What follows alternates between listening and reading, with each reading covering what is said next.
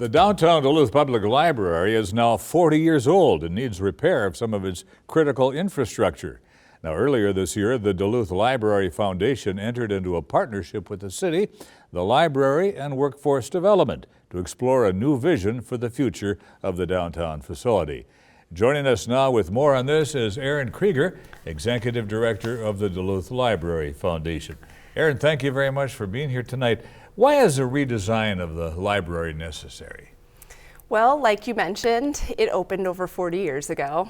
Things have aged. Yeah, it's been a while. I've talked to a lot of folks who are like, I remember when it opened. And I'm like, I'm so glad that you were there. It has been 43 years since the grand opening.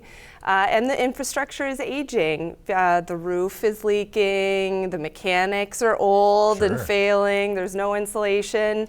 And on top of the infrastructure needs of aging building, library services have changed a lot in 40 years. I mean, the building opened before computers were in libraries. That's true. Talk about that a little bit, because there is really a reimagining going on as far as what the library not only should look like, or what it should, but what it should be.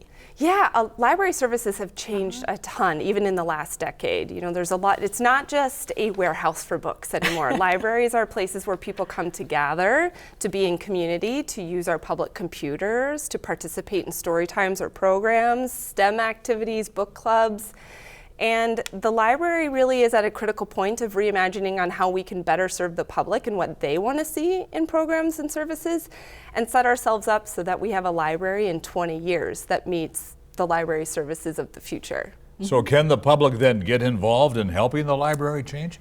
Yes, right now we are have an online survey open to the public that we are asking people to provide feedback on library programs and services. How do you use the library and workforce center today? What would you like to see that you're not seeing? And maybe if you're not even a library user, what would draw you to come to the downtown library if we were to update the facility? What would excite you about the downtown library? Have you been able to see what some of that feedback is already? Yes, we have received great feedback, both from the online survey that's been open since the end of May and the open house we held earlier in June. And what we're hearing is people want meeting spaces for 1 to 4 people where they can have a concentrated one-on-one meeting, or even maybe a spot to work if they're a remote worker. We're hearing a need for meeting spaces for maybe small groups or boards to meet, and even event spaces. We're also hearing people want books, keep the books, don't get rid of the books. People want more story times, more ways to meet, maker spaces, places they can come and meet and do crafts or learn new skills. Erin, how many people do you think in a given day visit the downtown library? Oh gosh, I just did this number and now I'm blanking. We do have hundreds of thousands of visitors at all 3 branches throughout the year. I think we're talking at least 100 daily average, maybe even more. So don't quote me on that, although our annual report just got put on our website and it has both average daily visitors and the number of physical and digital items we check out annually. Another thing that's on your website is this whole idea of a community justice vision. What does that mean?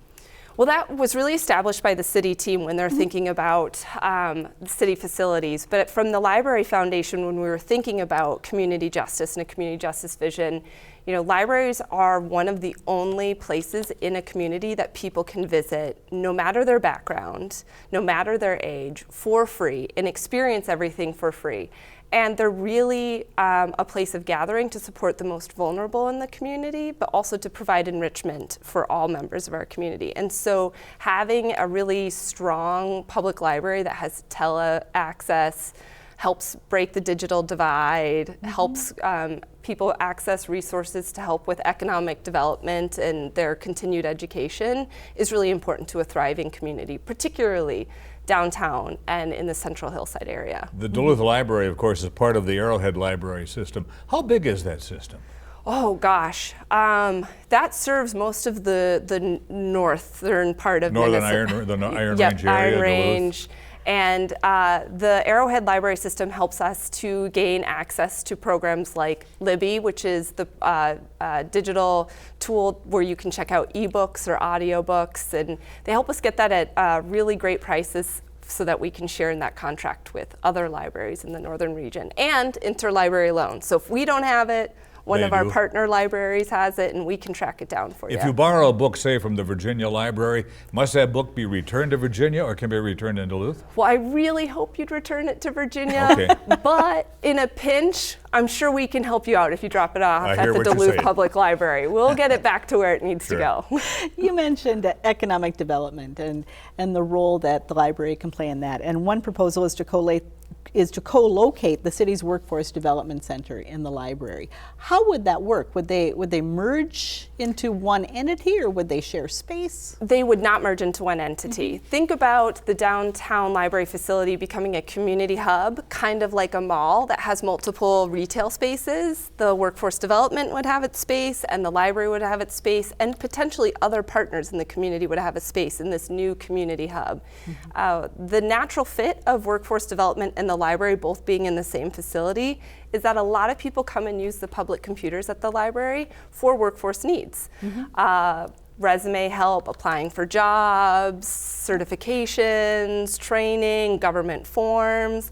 And if we can't help them at the library, we send them to workforce development. It'd be great to send them across the hall. We have about 30 seconds, but what are the next steps to get this whole thing off the ground?